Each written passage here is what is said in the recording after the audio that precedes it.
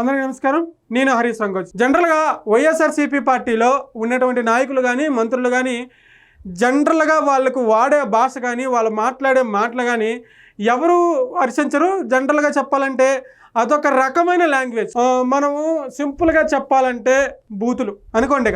మరి వాళ్ళ లాంగ్వేజ్లు అదే. అవి తప్ప జనరల్గా ప్రజానాయకుడిగా కానీ జనరల్గా ప్రజలకు ఉపయోగపడే నాయకుడిగా కానీ ఒక రాజకీయ నాయకుడు కానీ ఎప్పుడు మాట్లాడరు.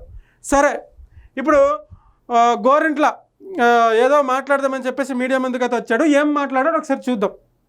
చంద్రబాబు నాయుడు గారి హత్య రాజకీయాలు కానీ అక్రమ అరెస్టులు కానీ వైఎస్ఆర్ కాంగ్రెస్ పార్టీ లీడర్ని కానీ క్యాడర్ని కానీ పిక్క మీద ఇంటికని కూడా పెరగలేదని ఈ సందర్భంగా తెలియజేస్తున్నాను.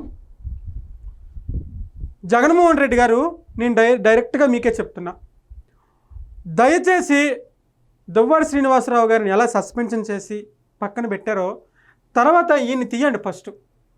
ఈయన ఫస్ట్ పార్టీ నుంచి తీస్తే పార్టీకి పట్టిన సగం దరిద్రం పోతుంది. ఎస్, సీరియస్గా చెప్తున్నా, పార్టీకి పట్టిన దరిద్రం పోతుంది. ఎందుకు చెప్తున్నానో అర్థం చేసుకోండి. ఎందుకంటే పరమ దరిద్రుడు ఈయన. ఎస్, గోరెంట్ల మాధవ్ గారు మీకు కోపం వస్తే రావచ్చు, సారీ ఫర్ దట్. కానీ మీరు చేసే పనులు, ఈయన చేసే పనులు, ఈయన మాట్లాడే భాష ఎట్లా ఉందంటే మీకు అంటే నేను చాలా పాజిటివ్గా చెప్తున్నాను, మీరు పాజిటివ్గానే తీసుకోండి. మీకు ఇది తెలుస్తుందో తెలియట్లేదో కానీ మేము ప్రజల్లో తిరుగుతున్నాము, ప్రజల్లో ఉన్నాం. మీరు ప్రజల్లో ఉన్నారు కాదనట్లేదు, కానీ మేము ప్రజల్లో మీకంటే ఎక్కువ గ్రామ స్థాయిలో తిరుగుతాం కాబట్టి జిల్లాల స్థాయిలో మాకు అంత ఇంత రివ్యూలు వస్తాయి కాబట్టి చెప్తున్నా.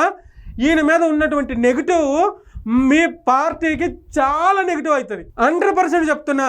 ఎందుకంటున్నానంటే ఈయన లాంగ్వేజ్ కానీ ఈయన చేసే పనులు కానీ లేకపోతే ఈయన ప్రవర్తించే ప్రవర్తన కానీ చాలా జుగుప్సాకరంగా ఉంది, చాలా అన్యాయంగా కూడా ఉంది. దయచేసి అర్థం చేసుకోండి. ఎందుకు చెప్తున్నానంటే మాకు రివ్యూలు ఉన్నాయి, మా దగ్గరికి వచ్చిన ఇన్ఫర్మేషన్ ఉంది. మీ దగ్గరికి అన్ని ఇన్ఫర్మేషన్ రాకపోవచ్చు, ఎందుకంటే మీ స్థాయికి అన్ని ఇన్ఫర్మేషన్ రావాలని కూడా లేదు. మీకుండే ఈ పనుల్లో మీకుండే ఈ బిజీ షెడ్యూల్ అన్నీ మీరు చూసుకోవాలని కూడా లేదు. కానీ మేము చూసుకోగలుగుతాం, మేము చూస్తున్నాం. కాబట్టి దయచేసి ఈయన్ని కూడా సస్పెండ్ చేయండి. ఈయన్ని సస్పెండ్ చేయండి.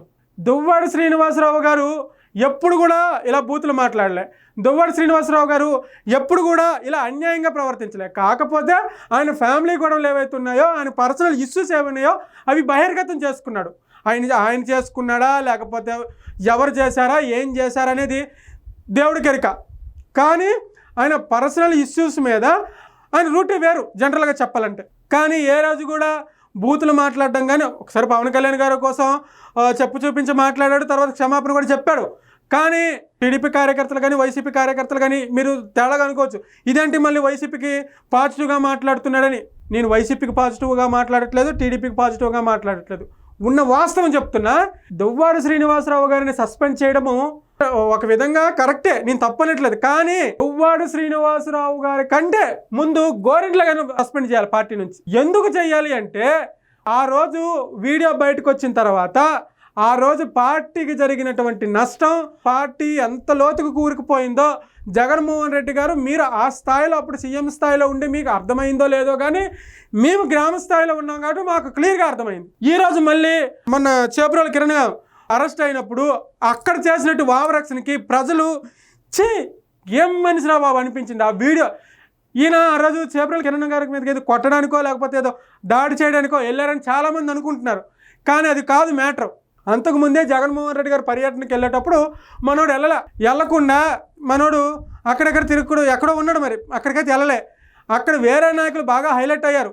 అప్పుడు మనేడి అప్పా వాళ్ళందరూ వెళ్ళారు, హైలైట్ అయిపోయి ఇప్పుడు నేను జగన్మోహన్ రెడ్డి గారి కంట్లో పడాలి అని చెప్పేసి అక్కడ ఒక కెమెరామెన్ పెట్టి ఒక ఫోన్ ఇచ్చి నువ్వు ఫోన్లో వీడియో తీయు, నేను వీడి మీదకి వెళ్తానని చెప్పేసి అబ్బాబ్బాబ్బాబ్బా ఏమి డ్రామా చేశాడంటే ఆ రోజు మామూలు డ్రామా కాదు అది. అంటే పోలీస్ శాఖలో కదా పనిచేసి నేను ఇంతకుముందు అలా అరెస్ట్ చేసి తరలిస్తున్న వ్యక్తి పైన అలా దాడి చేయొచ్చా? దాడి చేయకూడదు నీకు తెలీదా? సింపుల్ లాజిక్ అబ్బా. పోలీస్ శాఖలోనే ఉన్నతాధికారిగా పనిచేశాడు. అరెస్ట్ చేసి తీసుకెళ్తున్నటువంటి వ్యక్తిని దారిలో అడ్డగించి ఆ పోలీసు వాహనాలపైన దాడి చేయకూడదని ఈయనకి తెలియదా? చెప్పండి, సింపుల్ లాజిక్. జగన్మోహన్ రెడ్డి గారి మీద ప్రేమతోనే చేశాడు అనుకుందాం, తెలీదా ఆయనకి? అంత క్లియర్గా వీడియోల కోసం చేస్తున్నాడు అంతని చెప్పేసి అంత క్లియర్గా చెప్పారు కదా అక్కడ ఉన్నటువంటి పోలీస్ శాఖ. అంతకుముందు చేసింది ఏంటి, ఇప్పుడు మాట్లాడుతుంది ఎంట్రీ కూడా పెరకలేరట. ప్రజానాయకుడా లేకుంటే రాజకీయ నాయకుడా, గోండానా, రౌడీనా, ఇంకేంటి? ఇంకా పార్టీని ఏ స్థాయికి దిగజారుతాడు ఈయన? ఇంకా ఎందుకు ఈయన పార్టీలో పోషిస్తున్నారు నాకు అర్థం అవ్వట్లేదు. ఫస్ట్ సస్పెండ్ చేసి స్పీక్ అవుతారు పడేయండి సార్. ఫస్ట్ దయచేసి చెప్తున్నా, పార్టీకి కొంచెం పరువైన దక్కుతుంది. ఇది చాలా పాజిటివ్గా చెప్తున్నాను జగన్మోహన్ రెడ్డి గారు, దయచేసి అర్థం చేసుకోండి. ఈ రాష్ట్రంలో ఎప్పుడు ఎలక్షన్లు జరిగినా వైఎస్ఆర్ కాంగ్రెస్ పార్టీ ఓడేది లేదు, మరొకసారి కూటమి గెలిచేది లేదని సందర్భంగా తెలియజేస్తున్నాను. అదేవిధంగా ఈ రాష్ట్రంలో ప్రతిరోజు కూడా ఒక రాజకీయ హత్య, ప్రతిరోజు ఒక అక్రమ అరెస్టుతో ఈ రాష్ట్రాన్ని ఆయన ఉక్కు పిడికిలలో బిగించి. జనరల్గా చెప్పాలంటే గత హయాంలో వైఎస్ఆర్సీపీ పార్టీలో జరిగినటువంటి పాలన చాలా చాలా చాలా చాలా దారుణంగా ఉంది.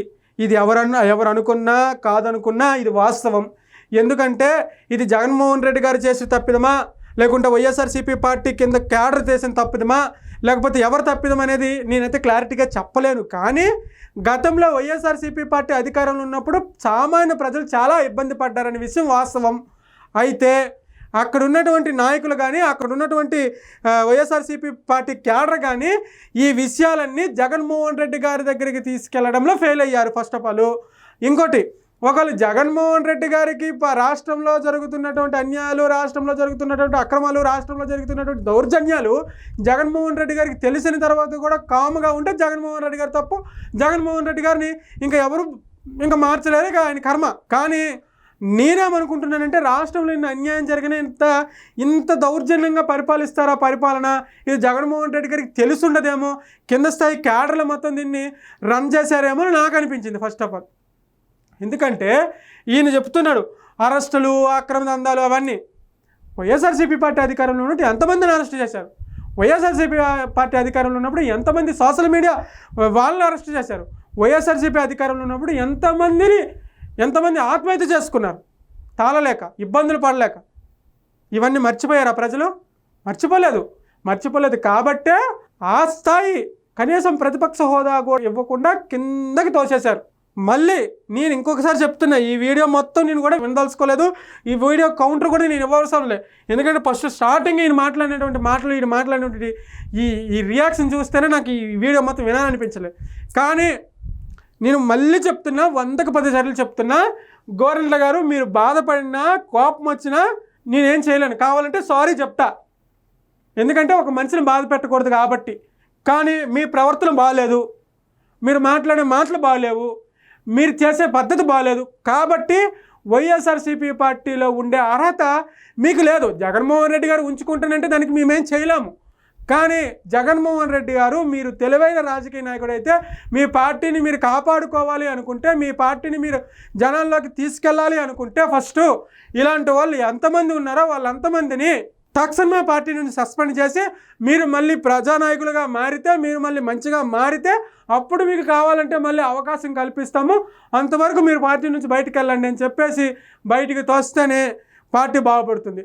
బయటకు తోసి ఇప్పుడున్నటువంటి యువకులు, ఇప్పుడున్నటువంటి చదువుకున్న వాళ్ళు చాలామంది ఉన్నారు రాష్ట్రంలో. ఇప్పుడు ప్రజలకి చాలా పెద్ద చదువులు చదువుకొని ప్రజలకు సేవ చేయాలని చెప్పి మన ఆంధ్రప్రదేశ్లో చాలామంది ఉన్నారు. అలాంటి వాళ్ళకి అవకాశం ఇస్తే పార్టీ అంతో ఇంతో పైకి వస్తుందని నా ఉద్దేశం. అర్థమైంది అనుకుంటా. అర్థం అవ్వకపోయినా నేనేం చేయలేను, నేను చెప్పాల్సిందైతే చెప్పాను. ఇది టీడీపీ వాళ్ళకి కోపం వచ్చినా నేనేం చేయలేను, వైసీపీ వాళ్ళకి కోపం వచ్చినా నేనేం చేయలేను, నాకు అనిపించింది నేను చెప్పా. దీనిపైన మీ అభిప్రాయాన్ని కింద కామెంట్ రూపంలో తెలియజేయండి. Thank you.